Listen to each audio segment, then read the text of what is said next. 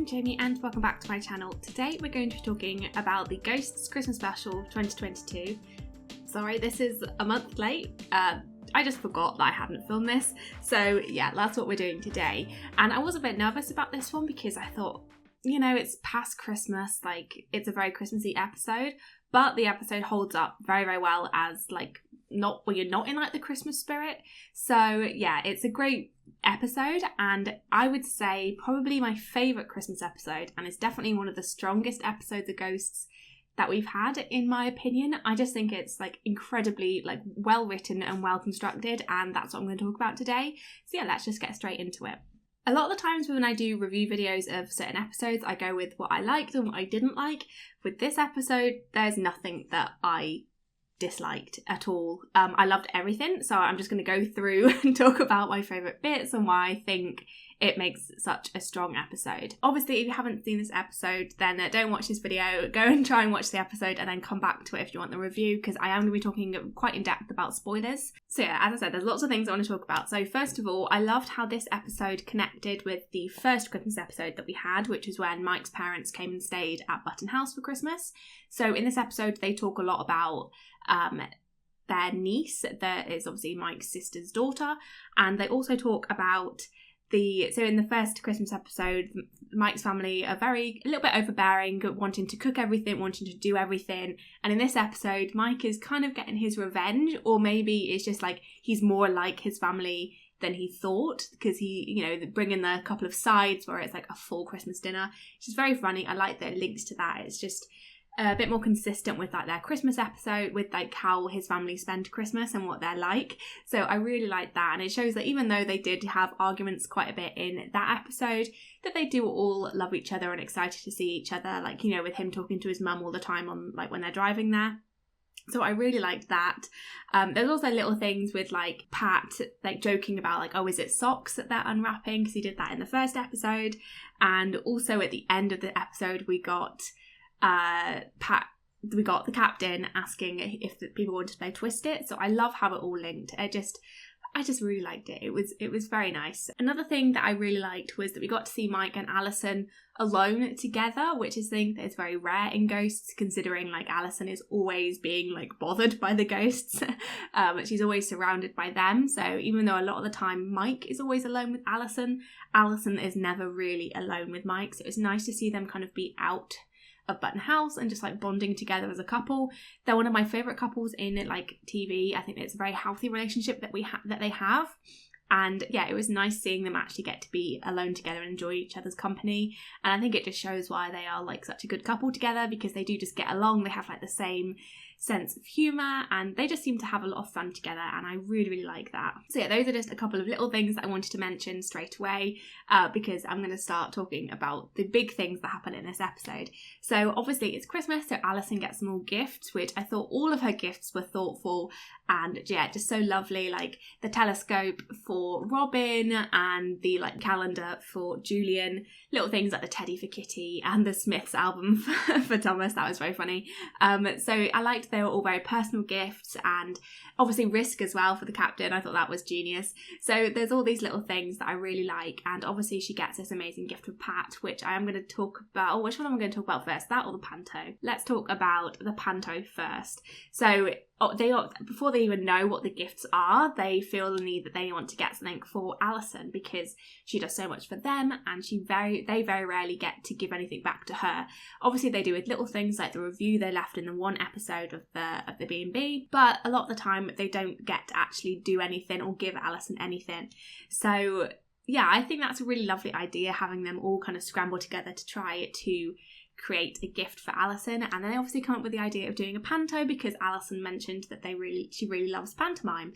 For those of you who aren't in the UK, you might not know what a pantomime is. I'm sure if you have watched the Christmas episode, you will have an idea. But in the UK, pantomime is like this big Christmas play musical that happens. It's very much one of those things where you, as an audience member, are participating in the panto. So you shout back at them, you boo, you cheer. It's very much geared to children. So I know when I've gone to see pantos, it's always been like when I was in school, you'd go as a school trip to go watch the panto. And The pantomimes are often based on like fairy tales or like kind of like Disney kind of things. So you could do like Sleeping Beauty, like Snow White, Cinderella, obviously.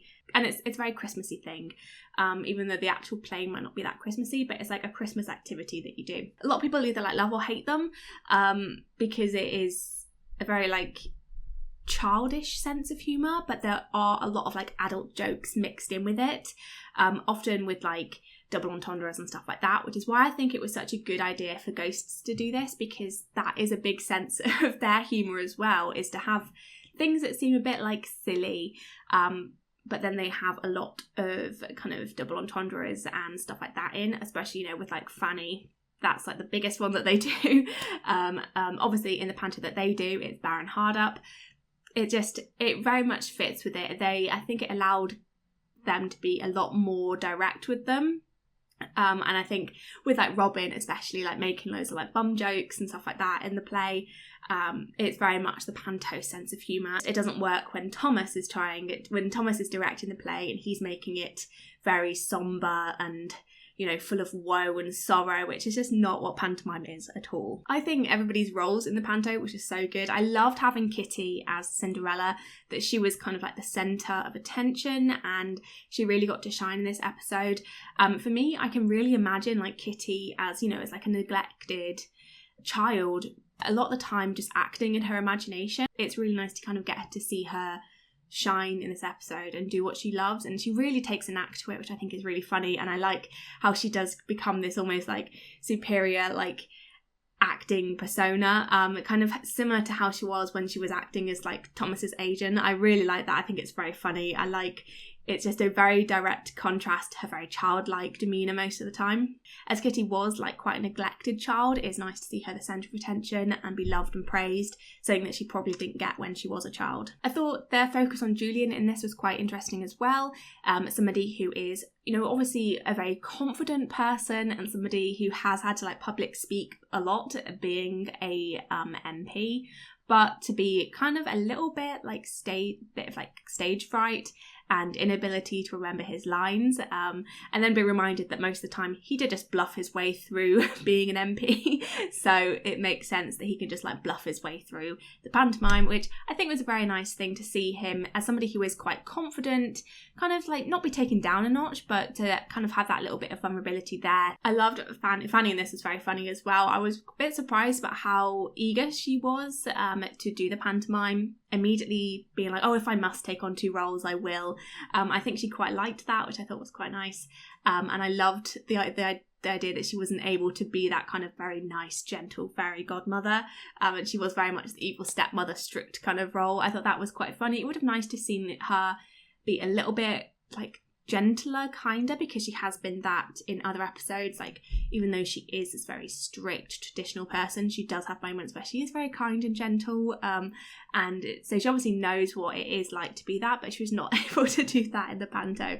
But it was very funny, and I think having the captain as the fairy godmother was a very, very good like idea. I think it was very funny, and again, we've kind of got that little bit of like the father-daughter relationship between the captain and Kitty, which I really like.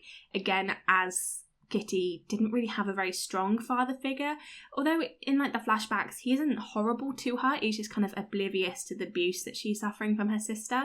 So it's nice to see her have like a strong father figure in her life, and it's a consistent thing that we've seen throughout the series. Like when we do have the flashbacks, he is the visualization of her father. So I just think it's a really sweet relationship that they have.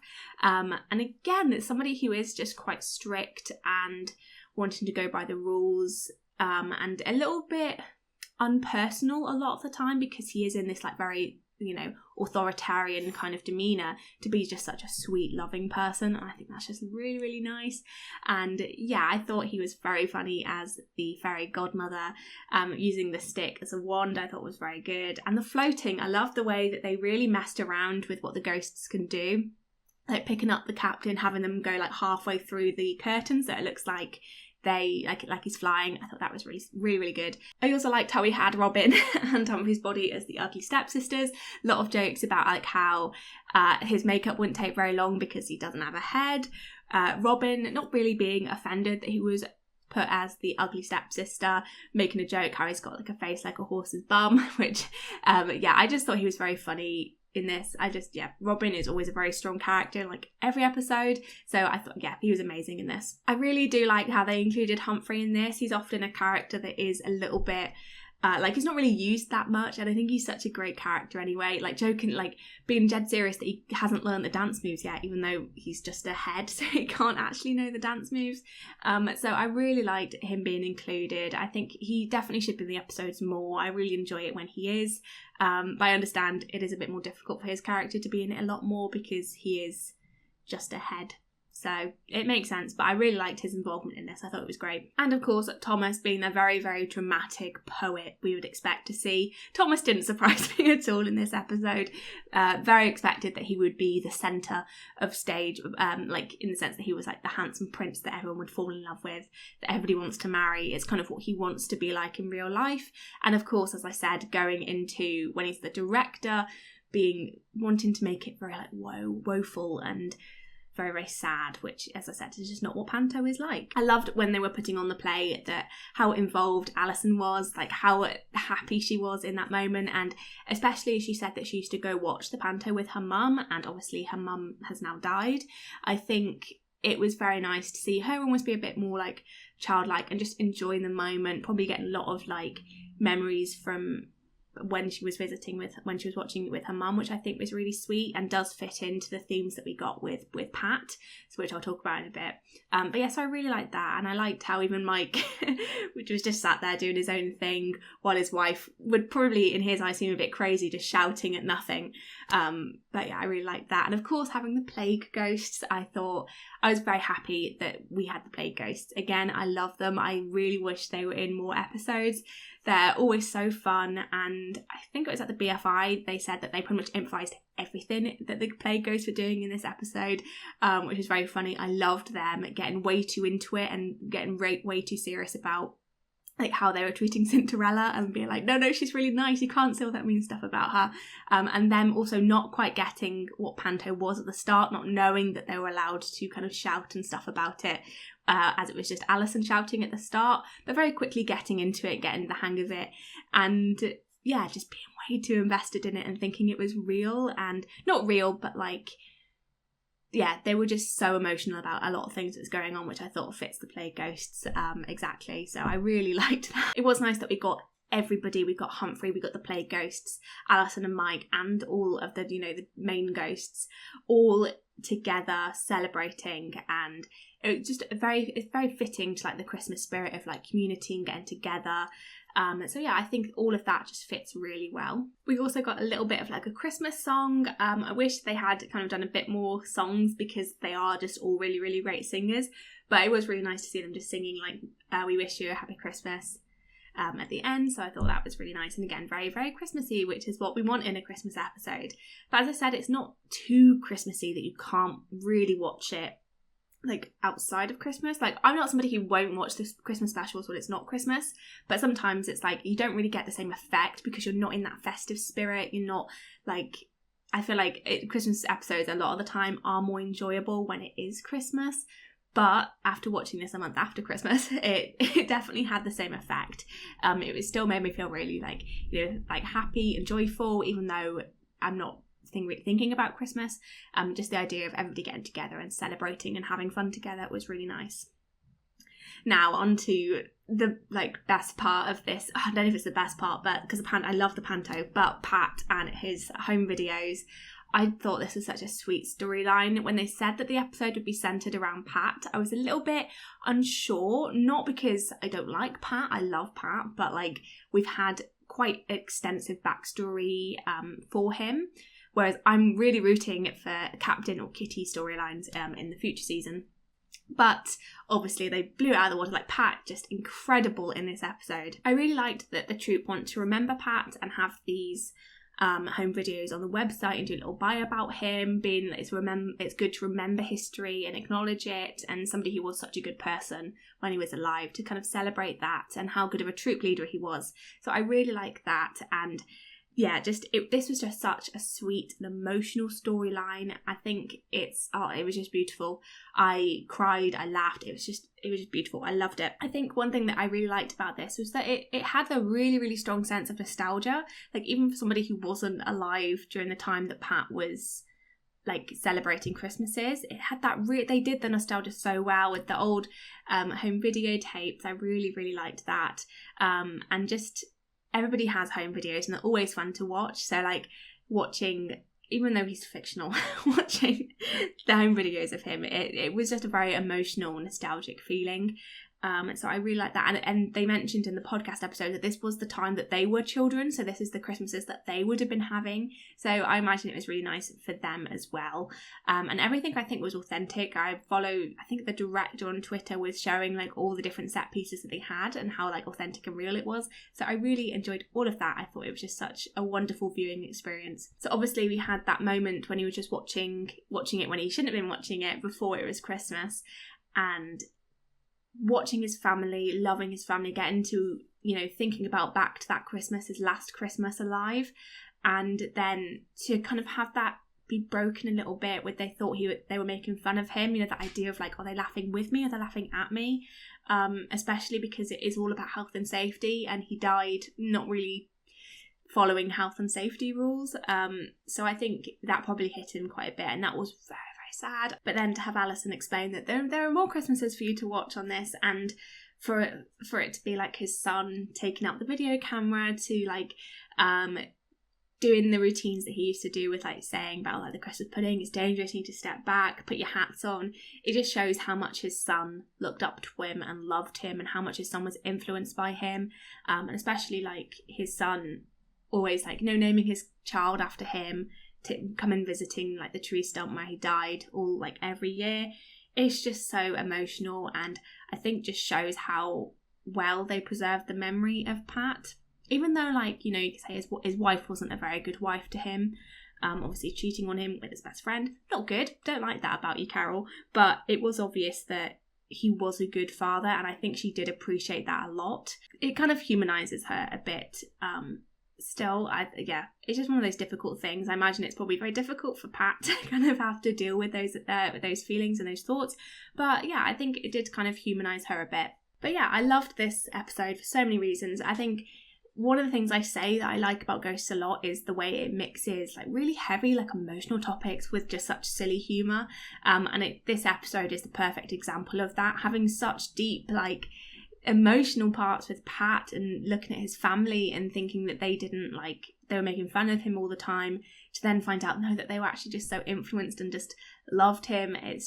That was just so emotional. And then having the really fun panto with lots of silly jokes and stuff like that, it was just really nice. And yeah, I just loved it. And also finding out the ghosts go to the toilet, that was an unexpected bit of ghost lore that we got here, so I liked that. It makes sense, I guess. But yeah, I like that Alison didn't know that as well.